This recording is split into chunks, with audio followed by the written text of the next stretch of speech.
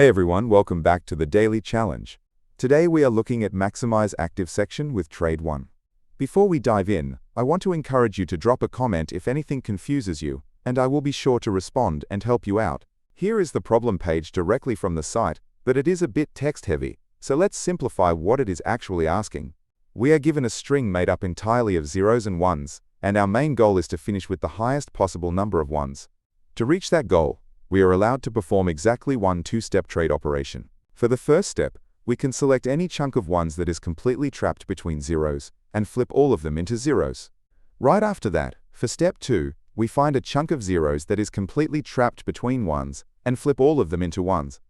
The problem also gives us a helpful little trick. We should pretend there is an extra one permanently attached to both the very beginning and the very end of our string. Let's jump into the first approach, which uses a greedy strategy to solve this. Instead of simulating the whole trade, we need to think about what this multi-step operation actually accomplishes. When we flip a block of ones during step 1, we are essentially knocking down the wall separating two chunks of zeros, merging them together into one massive zero block. Then for step 2, we take that brand new massive zero block and flip the entire thing into a bunch of ones. Ones we destroyed in step 1 are perfectly restored in step 2, meaning they cancel out completely. This means our true net gain is simply equal to the length of the original left zero block, plus the length of the right zero block. So our entire strategy boils down to just measuring the lengths of every chunk of zeros, and finding two chunks right next to each other that give us the biggest combined total.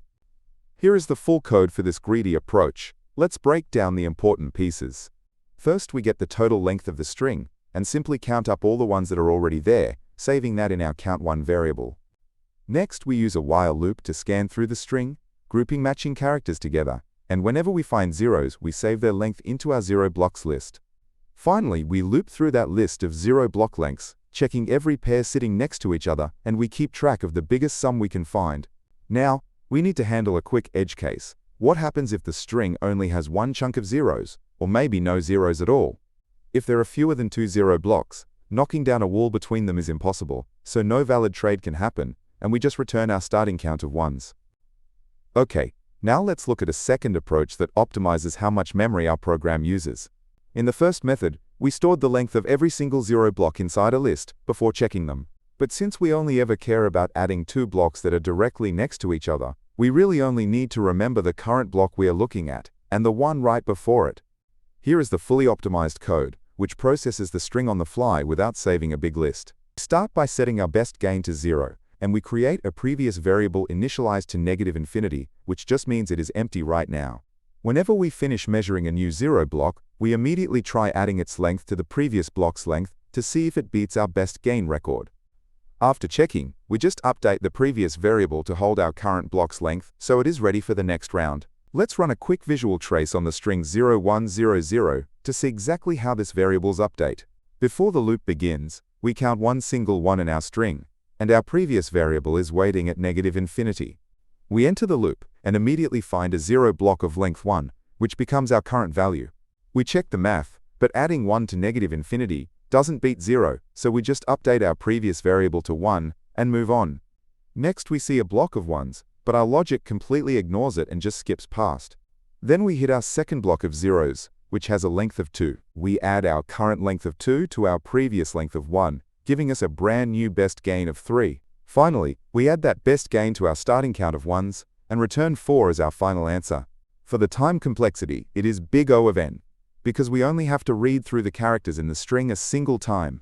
And the space complexity is a very efficient big O of 1, since we only use a few simple variables to keep track of our numbers. Here is the main takeaway you should remember from this problem. Whenever a problem asks you to perform a complicated multi-step manipulation, try ignoring the middle steps and figure out what the true, overall net effect is on the data. For those of you who don't code in Python, here are the full, optimized solutions translated into 3 other popular languages.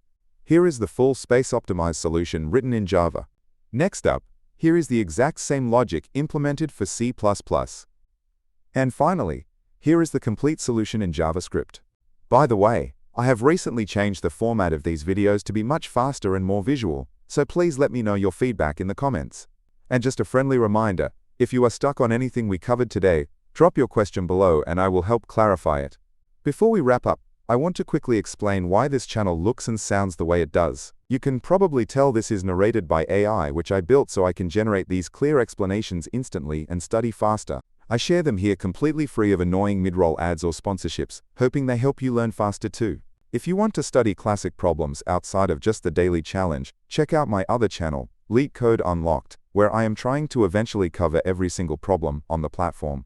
If you want to support that massive goal, you can donate at buymeaboba.com/LeetCodeDaily.